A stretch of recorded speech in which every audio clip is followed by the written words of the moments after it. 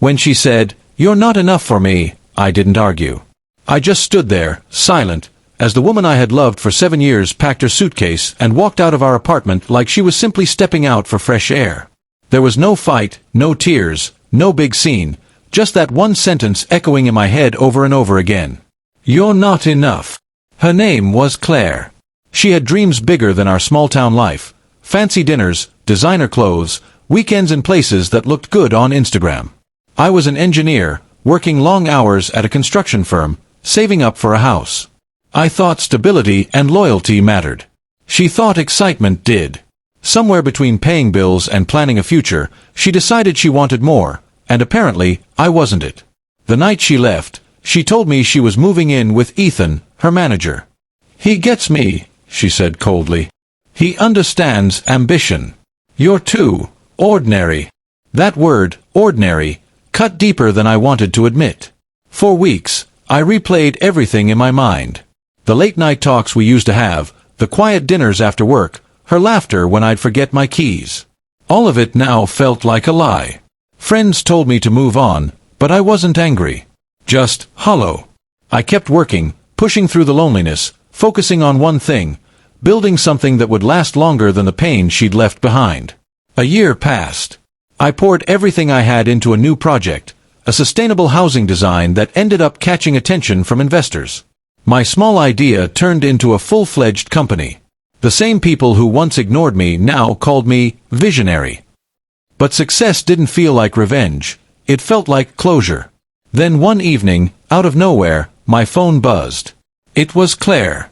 "Hey," the message said. "Can we talk?" At first, I ignored it. But curiosity got the better of me. She asked if we could meet, just to catch up. Against my better judgment, I agreed.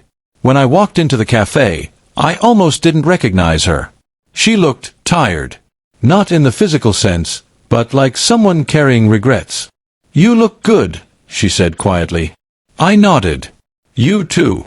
The silence that followed wasn't awkward. It was heavy, filled with things neither of us wanted to say.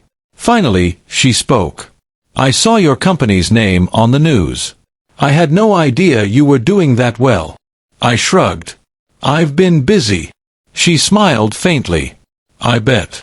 I left Ethan a few months ago. Things didn't work out." Of course, they didn't. He was all flash, no foundation, something I'd seen long before she did. But I didn't gloat. I just listened. "He made me feel special," she said, "until I realized I was just one of many." I nodded, still quiet. She looked at me then, her eyes softening. "You must hate me." "I don't," I said honestly. "But I stopped waiting for you to come back." She blinked, maybe expecting bitterness. There wasn't any. Just peace. She hesitated before whispering, "I was wrong, you know. You weren't the one who wasn't enough. I was." Those words hit me harder than I expected. Not because they made me feel good, but because they came too late. She tried to explain how she'd been chasing a version of happiness that never existed, how she missed the quiet mornings, the simple way I used to make coffee, the steadiness she once called boring. I listened, but deep down I knew something had changed. The version of me who needed her validation no longer existed. When we finally stood to leave, she said, "You've really become someone, Alex." I smiled, not out of pride, but gratitude. "No, Claire. I just became the man I was always meant to be." That night, I drove home feeling lighter than I had in years. It wasn't about revenge or proving her wrong. It was about finally realizing that being enough was never something she could define for me. Months later, I was invited to speak at a business conference. To my surprise, Claire was there too, working as an assistant for one of the sponsors. Our eyes met briefly. She gave a small smile. I returned it and walked on stage. When I spoke about building a life after loss, about how sometimes the people who leave are part of the reason we grow, I saw her in the crowd, listening, tears in her eyes. And for the first time, I didn't feel pain. I felt closure. After the event, she approached me and said, "You really did become everything I ever wanted." I smiled gently. "No, Claire. I became everything I needed." And that was it.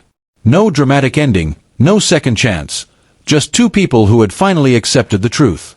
Sometimes life doesn't give you the ending you expect, but it gives you the peace you deserve. She once said I wasn't enough, but in the end, I realized I was everything she lost trying to chase something she never found. Broken heart moral.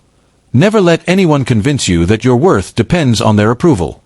Sometimes being not enough for someone else means you're meant to be more for yourself.